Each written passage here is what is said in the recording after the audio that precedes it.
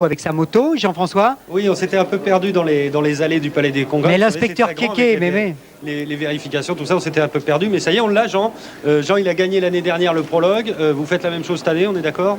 On va tout faire pour faire en sorte de rééditer, mais la moto est beaucoup moins adaptée à gagner sur un petit terrain très technique comme celui de Chaillet.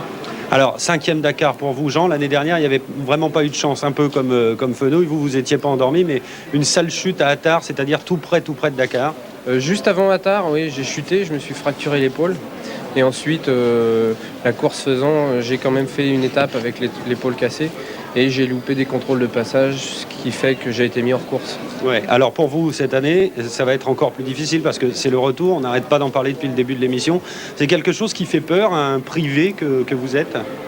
Non, il y a toujours un peu d'appréhension, mais l'expérience aidant, ça permet d'aborder cette course avec plus d'assurance.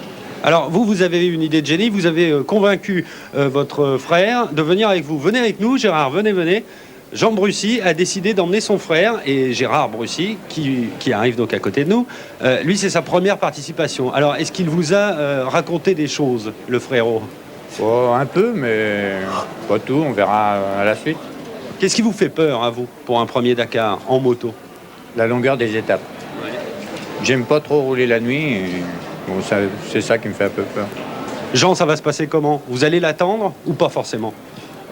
Sur les étapes de liaison aussi, puisque en général on a quand même relativement de temps pour arriver, mais dans les épreuves chronométrées, non. Moi, mon but c'est d'aller le plus vite possible. Et votre objectif à vous alors justement? Parce que l'année dernière vous avez été un peu médiatisé pratiquement contre votre gré. Et là, est-ce que ça vous a fait, j'allais dire, gagner un peu d'argent, un peu de sponsor pour cette année, cette médiatisation de l'an passé, le fait d'avoir gagné le prologue? Je pense que oui, on a réussi quand même à trouver le budget pour partir à deux.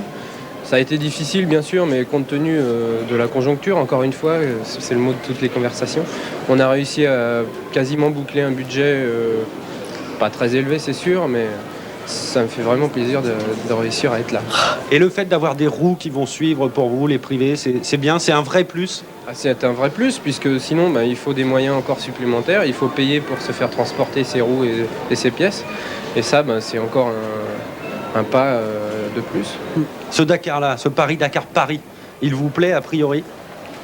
Sur le papier, ça a l'air bien parce que c'est beaucoup de sable et moi j'aime bien piloter dans le sable. Maintenant, on verra sur chaque étape comment ça va se passer.